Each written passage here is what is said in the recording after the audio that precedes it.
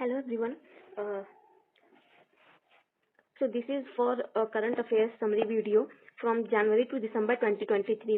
Actually बहुत सारे लोगों ने मेरे से कहा कि जो ये वन लाइनर फॉर्मेट है जो मैं हैंड रिटन देती हूँ वो आधे घंटे 15 मिनट की जो वीडियो एक होती है उससे रिवीजन क्विक रिवीजन में बहुत ही मतलब आसानी होती है। आप खाना खाते टाइम 2x पे वीडियो करके 2-3 दिन लगातार सुन लीजिए, आप सारे फैक्ट्स सारे डेटा दिमाग में अपने आप ही बैठ जाएगा। तो मतलब पूरे साल भर का वन लाइनर ऐसे तो याद रखना बहुत ही मुश्किल हो जाता है, लेकिन ये छोटे छोटे वीडियो 5 से 6 पार्ट में वीडियो में लाऊंगी जिसमें ऑलमोस्ट सारे ही एग्जाम्स में पूछे गए क्वेश्चंस जो लास्ट 1 ईयर में करंट अफेयर्स पूछे गए हैं एग्जाम्स स्टेट पीसीएस में, अदर स्टेट पीसीएस में। और इम्पोर्टेंट है कौन सा करंट अफेयर्स कौन सा नहीं, ये जब आप बहुत मतलब 2-3 साल का एक्सपीरियंस 4 साल का आपको हो जाता है एग्जाम देते देते, आप प्री क्वालिफाई करते हैं, मेंस क्वालिफाई करते हैं, इंटरव्यू देते हैं, तो आइडिया लग जाता है कि कौन सा करंट अफेयर पढ़ना है कौन सा नहीं। मैंने बहुत सारी कोचिंग्स के करंट अफेयर्स देखे हैं कि वो फॉन्ट साइज एकदम छोटा छोटा कर देंगे, एक पेज में ऑलमोस्ट 100 करंट अफेयर्स दे देंगे और ऐसे 1 घंटे का 1 महीने का वीडियो बनाते हैं। तो मतलब वो हर एक चीज जितना भी इवेंट हो रहा है कुछ भी नहीं छोड़ते हैं, सब कुछ उस वीडियो में दे देंगे और बाद में क्लेम करेंगे कि लगभग 100 में 80 क्वेश्चन उनके करंट अफेयर्स से आया। अरे भाई उतना दिमाग में रिटेन तो होना चाहिए। आप एक एक फैक्ट एक एक डेटा आप करंट अफेयर्स की दे देते हो, फिर बोलते हो कि सब कुछ आ गया, तो ऑब्वियस सब कुछ आ ही जाएगा। लेकिन हमारी ह्यूमन कैपेबिलिटी के वो बियॉन्ड होता है, आप 100 बार भी पढ़ लेंगे तो आप सब कुछ रिटेन नहीं कर सकते। मैं यहाँ किसी स्पेशल कोचिंग को क्रिटिसाइज नहीं कर रही, but this is my personal experience that I am telling here. So I started this current affairs series because this helps in faster revision and many aspirants have told me also that this is beneficial. So maybe this will help you also. So फटाफट one liner revision के लिए आपको 1-1 घंटे की video नहीं देखनी होती है, या तो आप खुद से बुक पढ़िए, दैट इज बेस्ट ऑप्शन, या तो आप ऐसे वीडियोस देखिए जिसमें मतलब केवल रिलेवेंट फैक्ट्स दिए हों, रिलेवेंट चीजें दी हों, ना कि हर चीज भर दी गई हो। सो विदाउट मच बकवास लेट्स स्टार्ट जनवरी टू दिसंबर। इसके 5 से 6 सीरीज आएंगे and I think this will be beneficial. So the first one is word of the year. Year से उल्टा जाएंगे हम लोग, दिसंबर नवंबर ऐसे पीछे की तरफ जाएंगे, तो दिसंबर की न्यूज से स्टार्ट करते हैं। एक्चुअली बहुत सारी डिक्शनरी जो होती हैं वो साल के अंत में word of the year declare करती हैं। अब वो ऐसे वर्ड्स को चूज करती हैं जो बहुत ही ज्यादा चर्चा में रहते हैं, बहुत ही ज्यादा न्यूज में रहते हैं। और सबसे इम्पोर्टेंट है ऑक्सफोर्ड यूनिवर्सिटी प्रेस का जो वर्ड है रिज। रिज मतलब करिश्मा होता है। फिर है कोलिन डिक्शनरी का एआई, आर्टिफिशियल इंटेलिजेंस का तो ये साल ही चल रहा है, ये डिकेड ही चल रहा है, तो कोलिन का एआई है। ऑक्सफोर्ड का रिज है, कैम्ब्रिज का हैलुसिनेट है और मरियम का ऑथेंटिक है। तो ये 4 डिक्शनरी के सबसे ज्यादा इंपॉर्टेंट होते हैं और यही चारों में से एग्जाम में पिछले आप पीवाईक्यू उठा के देखेंगे तो इन्हीं में से एग्जाम में पूछा गया है। नेक्स्ट है इंडिया का 2023 का पहला यूनिकॉर्न कौन बना है। तो 2023 में इंडिया का जो स्टार्टअप ग्रोथ है वो थोड़ा सा घटा है क्योंकि यूनिकॉर्न्स इस साल बहुत ही कम बने हैं।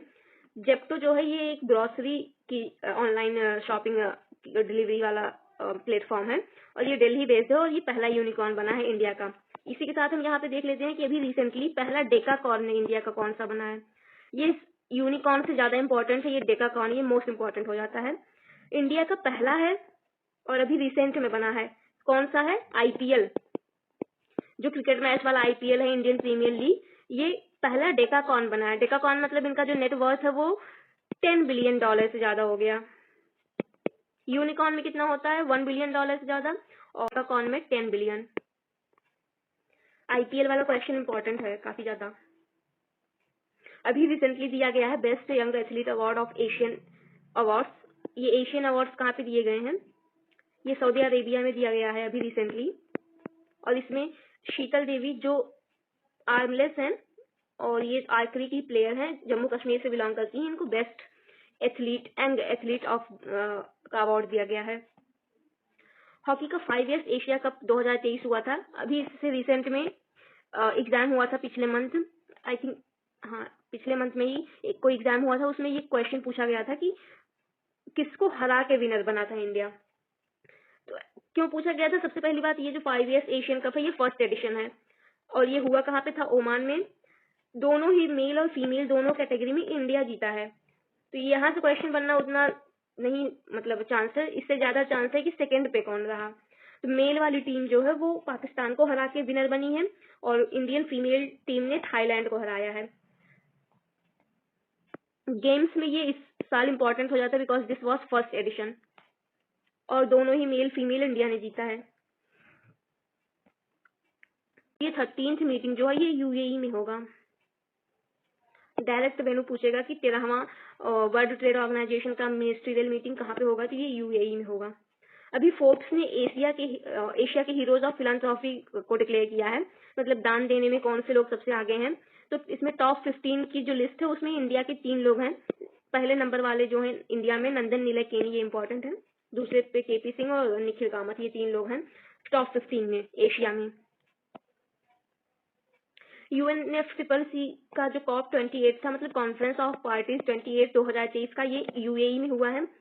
और इसमें जो है अभी बिहार का एक अभियान है जल जीवन हरियाली अभियान, इसको इंटरनेशनल रिकॉग्निशन मिला है क्योंकि यहाँ से ग्रीन मतलब पेड़ भी लगाए जा रहे हैं और जल की आपूर्ति भी की जा रही है। तो इसके लिए बिहार गवर्नमेंट को इसके जल जीवन हरियाली अभियान के लिए सम्मानित किया गया। यहाँ पे जो है oil and gas decarbonisation charter, ये यूएई लेके आया है। ये भी पूछा जा सकता है कि oil and gas decarbonisation charter कौन लेके आया है, तो यूएई लेके आया है COP 28 में।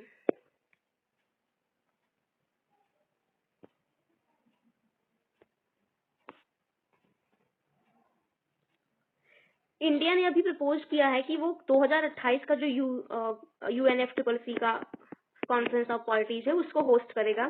तो 2028 में कौन सा कॉप पड़ेगा, COP 33rd। तो ये क्वेश्चन बन सकता है कि इंडिया ने कौन से कॉप को होस्ट करने के लिए प्रपोजल दिया है, तो COP कॉन्फ्रेंस ऑफ पार्टीज जो 33वें नंबर का होगा। इसके पहले इंडिया में कौन सा कॉन्फ्रेंस ऑफ पार्टीज हुआ था, तो ये 8वें नंबर का हुआ था जो 2002 में हुआ था। पहला COP हुआ था बर्लिन जर्मनी में 1995 में। अभी एग्जाम्स का क्या ट्रेंड बन रहा है कि ये वाले क्वेश्चंस तो बहुत ज्यादा पूछे जा चुके हैं, सबको आइडिया लगी गया है कि जिस साल जो कॉप होता है वो इम्पोर्टेंट हो जाता है, या जिस साल जो गेम होता है वो इम्पोर्टेंट हो जाता है। तो उस गेम को छोड़ के या तो पहला पूछने लगा है या पहला फीमेल पूछने लगा है, ऐसा।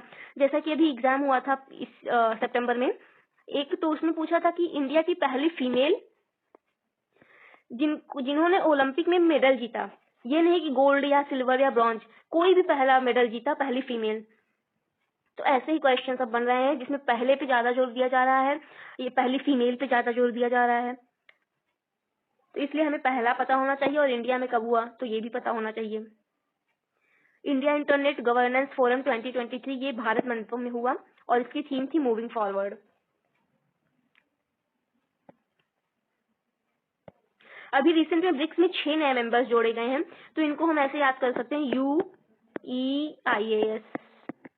IAS से हो गया ईरान, अर्जेंटीना और Saudi Arabia, UAE, Egypt, Ethiopia. या तो आप ऐसे याद करिए UEIAS, या एक और ट्रिक है कि आप कॉन्टिनेंट वाइज देख लीजिए।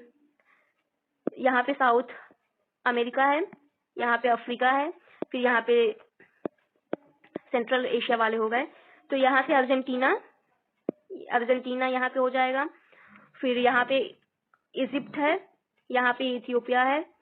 तो Argentina, Egypt, Ethiopia, Iran, Saudi Arabia और UAE यहाँ पे। तो कॉन्टिनेंट वाइज से याद कर लीजिए, लेकिन ये 6 नाम याद होने चाहिए जैसे भी याद हो। इंडिया का पहला सर्वेशिप अभी आया है। डायरेक्ट नाम पूछ सकता है कि व्हाट इज INS संधायक। INS मतलब इंडियन नेवल शिप, संधायक क्या है, तो ये पहला सर्वेशिप है, फर्स्ट। या ऐसे भी पूछ सकता है क्वेश्चन कि इंडिया का पहला सर्वेशिप कौन सा है, 2-3 मतलब 4 ऑप्शन में 4 INS दे दे, INS संधायक, INS विनायक, ऐसे ही करके INS महेंद्रगिरी और तो INS संधायक पहला सर्वेशिप है।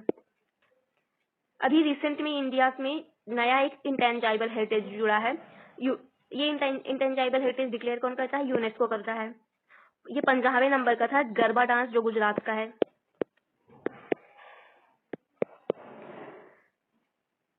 इसके पहले का जो है वो दुर्गा पूजा है, 14वें नंबर का बना था, फिर 15वां गरबा बना। यूनेस्को से रिलेटेड इस साल बहुत सारी चीजें भारत से जोड़ी गई हैं। ये हो गया इंटेंजाइबल हेरिटेज। फिर जो वर्ल्ड हेरिटेज साइट्स हैं यूनेस्को की, उसमें भी 2 जोड़ी गई हैं, शांति निकेतन और होयसालेश्वर ग्रुप ऑफ टेम्पल्स, ये कर्नाटका में है। उसके बाद ये क्रिएटिव सिटीज नेटवर्क में 2 जोड़े गए हैं, ग्वालियर मध्य प्रदेश को और कोझिकोड केरला को। ये वाला इंपॉर्टेंट हो जाता है, ग्वालियर को सिटी ऑफ म्यूजिक के लिए और कोझिकोड केरला को सिटी ऑफ लिटरेचर के लिए। तो ये पूछ सकता है कि ग्वालियर और कोझिकोड को कौन सी कैटेगरी में इंक्लूड किया गया है। ये जो क्रिएटिव सिटीज नेटवर्क है इसके 7 कैटेगरीज हैं। तो इन 7 में से ग्वालियर का म्यूजिक के लिए और कोझिकोड को लिटरेचर के लिए। इंडिया की कौन सी पहली सिटी बनी है जो वर्ल्ड सिटीज कल्चरल फोरम में को ज्वाइन की, मतलब उसको उसमें जगह किया मिला है। तो ये बेंगलुरु है जिसको वर्ल्ड सिटीज कल्चरल फोरम में जगह मिला है। बिरसा मुंडा जुड़ाव योजना ये कौन सी गवर्नमेंट लेके आई है? तो ये महाराष्ट्र गवर्नमेंट लेके आई है। यहाँ ये स्कीम इस वजह से इम्पोर्टेंट है बिकॉज बिरसा मुंडा, इनका जो रीजन है वो कौन सा है?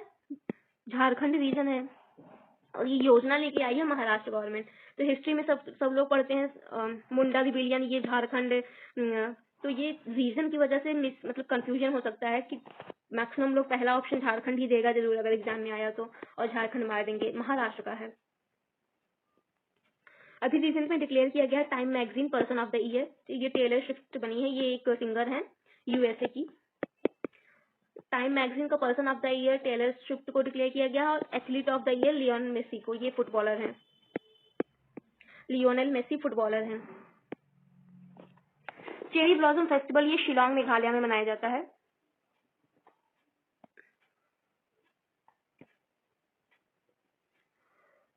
अभी वर्ल्ड का लार्जेस्ट प्राइवेट कम्युनिकेशन सैटेलाइट किसने लॉन्च किया है? क्योंकि ये प्राइवेट कम्युनिकेशन है और लार्जेस्ट है तो ये इंपॉर्टेंट है, इसलिए स्पेस एक्स ने लॉन्च किया है, और इस सैटेलाइट का नाम क्या है? जुपिटर 3। सेमीकॉन इंडिया 2023 एग्जीबिशन ये कहाँ पे हुआ है? गांधीनगर में हुआ है। सेमीकॉन, सेमी से याद कर सकते हैं कि सेमीकंडक्टर की जो यूनिट है पहली इंडिया की, वो भी गुजरात में ही लग रही है। तो ये सेमी वाले दोनों गुजरात में हुए हैं। ऑप्शन में मतलब रीजनल जगह से ज्यादा स्टेट का नाम चांस ज्यादा रहता है। तो सेमीकॉन गांधीनगर गुजरात। कौन से एमपी पहले थे जिनको रिमूव किया गया था 10th शेड्यूल के अंदर, मतलब एंटी डिफेक्शन लॉ के अंदर किसको पहले रिमूव किया गया था? अब ऐसा क्यों है कि ये न्यूज में आ गया? मतलब ऐसे जल्दी कोई पहला एमपी का नाम नहीं पूछता, because he became the new chief minister of Mizoram, Lalduhoma. ये आईपीएस ऑफिसर थे, फिर एमपी बने थे, मेंबर ऑफ पार्लियामेंट, और इनको 10th शेड्यूल के अंदर सबसे पहले थे जिनको मतलब पार्लियामेंट से रिमूव किया गया था। अभी फर्स्ट फीमेल मेडिकल ऑफिसर की तैनाती हुई है सियाचिन ग्लेशियर में। तो ये कौन है? गीतिका कौल है। यहाँ क्वेश्चन बन सकता है कि 10th शेड्यूल कब ऐड किया गया कॉन्स्टिट्यूशन में, और कौन से कॉन्स्टिट्यूशनल अमेंडमेंट एक्ट से? तो 10th शेड्यूल 1985 में 52nd कॉन्स्टिट्यूशनल अमेंडमेंट एक्ट से ऐड किया गया था। पहली फीमेल मेडिकल ऑफिसर जो है सियाचिन में, ये गीतिका कौल को की तैनाती हुई है। यहाँ पे सियाचिन से रिलेटेड क्वेश्चन बन सकते हैं। ये जो सियाचिन ग्लेशियर, ये भारत का सबसे बड़ा ग्लेशियर है एरिया वाइज, सियाचिन ग्लेशियर। और सियाचिन पे जो हमारा इंडियन आर्मी का जो कब्जा हुआ था वो ऑपरेशन मेघदूत से हुआ था 1984 में। ये क्वेश्चन बनता है कि सियाचिन कौन सी वैली में है? तो ये नुब्रा वैली में है, नुब्रा रिवर है उसकी वैली है, Nubra river. Global Indian icon of the year award भी मैरी कॉम को मिला है, ये यूनाइटेड किंगडम देता है। Global Indian icon of the year 2023 Mary Kom को, ये बॉक्सर हैं। अभी दुनिया की पहली कंपनी कौन सी बनी है जो $3 ट्रिलियन का मार्क पार की है? तो एप्पल है। ये question WHO declared which sweetener as carcinogenic, carcinogenic मतलब कैंसर की बीमारी जिससे होने के चांसेस हैं, aspartame. International anti corruption champions award ये अभी यूएसए ने दिया है, किसको दिया है? निखिल डे को। ये एक इंडियन है तो इसलिए ये अवार्ड इंपॉर्टेंट हो जाता है कि यूएसए ने दिया है, वो भी इंडियन को मिला है। फर्स्ट फिश रियरिंग अटल इंक्यूबेशन सेंटर ये केरला में बनेगा। जो अटल इनोवेशन मिशन है उसी के अंदर अटल इंक्यूबेशन सेंटर्स बन रहे हैं। तो ऑब्वियस अटल इनोवेशन मिशन किसका है? नीति आयोग का है, तो इसलिए अटल इंक्यूबेशन सेंटर भी नीति आयोग ही बना रहा है, और ये पहला है इसलिए इंपॉर्टेंट है, केरला में बन रहा है। ITF Kalaburagi open tennis 2023, ITF मतलब इंटरनेशनल टेनिस फेडरेशन का ये कालाबुरागी ओपन टेनिस हुआ है। तो पहले तो इसका होस्ट पूछ सकता है। कलाबुरागी ये कर्नाटका में हुआ है। इसका जो मेल सिंगर है ये राजकुमार रामनाथन ने जीता है डेविड पिचलर को हरा के। मुझे लगता है इसमें ज्यादा इम्पोर्टेंट ये कर्नाटका में हुआ, ये इम्पोर्टेंट है इसका वेन्यू। ई सरस ऐप ये न्यूज में था। तो पूछा जा सकता है कि कौन सी मिनिस्ट्री लेके आई है और इसका एम क्या है। तो मिनिस्ट्री ऑफ पंचायती राज लेके आई है ई सरस ऐप, और इसका एम है कि जो फीमेल सेल्फ हेल्प ग्रुप्स होती हैं उनके प्रोडक्ट्स को सेल करना। इंडिया का पहला 24/7 वीडियो बैंकिंग कौन सा बना है, तो ये एयू स्मॉल फाइनेंस बैंक है। इंडिया का पहला 24/7 वीडियो बैंकिंग बना है, ये सुविधा देने वाला बैंक बना है। ब्रिटिश एकेडमी अवार्ड अभी जो बुक्स के लिए है ये नंदिनी दास को मिला है, ब्रिटिश एकेडमी अवार्ड। आत्मन सेंटर ये एक सेंटर जो आईआईटी कानपुर के द्वारा बनाया गया है और इसका एम है एयर क्वालिटी मॉनिटरिंग। आत्मन सेंटर का जो एम है वो एयर क्वालिटी को मॉनिटर करना है। उल्लास ऐप ये मिनिस्ट्री ऑफ एजुकेशन लेके आई है और इसका जो एम है बेसिक लिटरेसी को इम्प्रूव करना है। उल्लास ऐप का बेसिक लिटरेसी को इम्प्रूव करना है। वर्ल्ड डिजिटल कम्पिटिटिवनेस रैंकिंग में इंडिया की रैंक 49। एक तो केवल ग्लोबल कम्पिटिटिवनेस इंडेक्स होता है और ये है डिजिटल वाला। डिजिटल में 49 रैंक है और इसमें यूएसए फर्स्ट है। ये ज्यादा एग्जाम्स में नहीं पूछा गया है तो ये ज्यादा इंपॉर्टेंट हो जाता है। ग्लोबल कम्पिटिटिवनेस वाला तो बहुत बार एग्जाम्स में पूछा जा चुका है पिछले कई सालों में, तो digital competitiveness is more important now.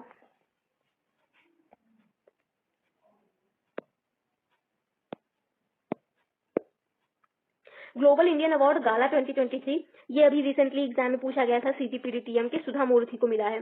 ये इंपॉर्टेंट इसलिए है इस साल because she is the first women to get this global Indian award gala 2023। India का पहला सोलर रूफ साइकिलिंग ट्रैक ये कहाँ पे बना है, तो हैदराबाद में बना है। पूछा जा सकता है कि PET 46 क्या है, तो ये एक एंजाइम है जिसका यूज किया जाएगा प्लास्टिक बॉटल्स के ट्रीटमेंट में। तो दुनिया का पहला पोर्टेबल हॉस्पिटल कहाँ पे बना है, ये आरोग्य मैत्री एड क्यूब इसका नाम है, जिसमें 72 बॉक्सेस हैं और ये तो है काफी छोटे, लेकिन इनको जब खोला जाएगा तो ये साइज में बहुत बड़े हो जाएंगे। ऐसे ऐसे बॉक्सेस हैं और ये गुरुग्राम हरियाणा में लॉन्च किया गया है। एम्पलीफाई 2.0 पोर्टल ये महुआ लेके आया है अर्बन डेवलपमेंट के असेसमेंट के लिए। Amplify 2.0 Mahua, ministry of housing and urban affairs. पहली फीमेल एयरफोर्स ऑफिसर जो बनी है अभी रिसेंटली एड डी कैंप, यह है Manisha Padhi. First female air force officer to become aide de camp is Manisha Padhi. ये जो एड डी कैंप है ये गवर्नर के पर्सनल सेक्रेटरी होते हैं, उनको बोलते हैं add de camp. Green credit initiative ये इंडिया ने प्रपोज किया है COP28 में।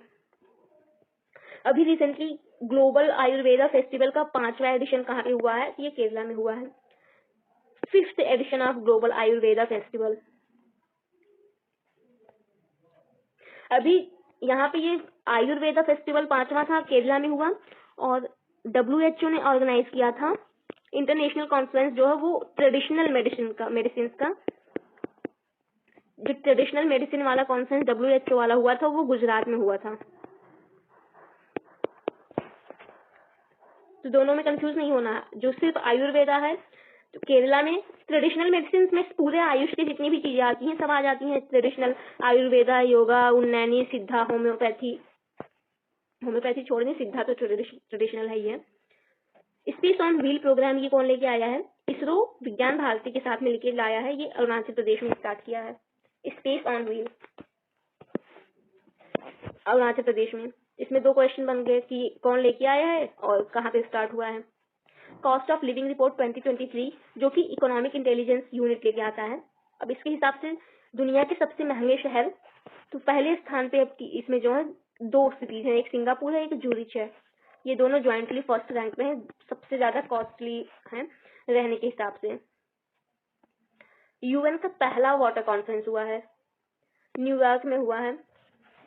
न्यूयॉर्क का दूसरा नाम से बुलाते हैं बिग एप्पल।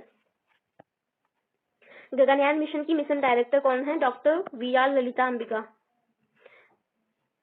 अभी इनको जो है रिसेंटली फ्रांस का हाईएस्ट सिविलियन अवार्ड दिया गया है जिसका नाम क्या है, Legion of Honour award, doctor VR Lalitha Ambika. अभी यहाँ पे ही क्वेश्चन बनता है कि रॉकेट वुमेन ऑफ इंडिया, ये क्वेश्चन पूछा गया अभी रिसेंट एग्जाम में, रॉकेट वुमेन ऑफ इंडिया। ये है ऋतु को जी है। वर्ल्ड पेंशन इंडेक्स में इंडिया की 45वीं रैंक है। World AIDS Day 2023, AIDS day किस दिन मनाया जाता है? 1 दिसंबर को। और इस साल की जो थीम थी, let communities lead. ELISA test HIV test होता है जिससे पता चलता है एड्स है या नहीं, तो ये एलिसा टेस्ट होता है। ये वाला टेस्ट भी अभी रिसेंटली एक एग्जाम में पूछा गया है। बॉम्बे स्टॉक एक्सचेंज जो है ये 4 ट्रिलियन मार्केट कैप इसका पहुंच गया है और ये दुनिया में 5वें नंबर पे इस मार्केट कैप में आ गया है, 4 ट्रिलियन क्रॉस करने वाला। BSE का इंपॉर्टेंट ये है कि ये एशिया का पहला स्टॉक एक्सचेंज है, मतलब ये ओल्डेस्ट स्टॉक एक्सचेंज है एशिया का, 1875 में बना था। इंडिया में एक BSE है, बॉम्बे स्टॉक एक्सचेंज, और एक नेशनल स्टॉक एक्सचेंज। BSE का जो इंडेक्स है सेंसेक्स होता है और NSE का है निफ्टी 50। निफ्टी के साथ 50 लगाते हैं क्योंकि ये 50 शो करता है कि जो निफ्टी कैलकुलेट की जाती है ये 50 कंपनियों, टॉप 50 कंपनीज से कैलकुलेट की जाती है। ये भी पूछा जाता है कि सेंसेक्स में कितनी कंपनीज को लिया जाता है। सेंसेक्स में टॉप 30 कंपनीज को लिया जाता है। UNHCR का नाम सेन रिफ्यूजी अवार्ड, ये 2023 वाला, ये मिला है एक सोमालिया के जर्नलिस्ट हैं Abdullah Himayar. Nansen refugee award 2023 Abdullah Himayar को मिला है। वाइज अवार्ड मिला है साफिया हुसैन को for education, innovation in education. Wise award यहाँ पूछा जा सकता है किसको मिला है और इसका एम क्या है।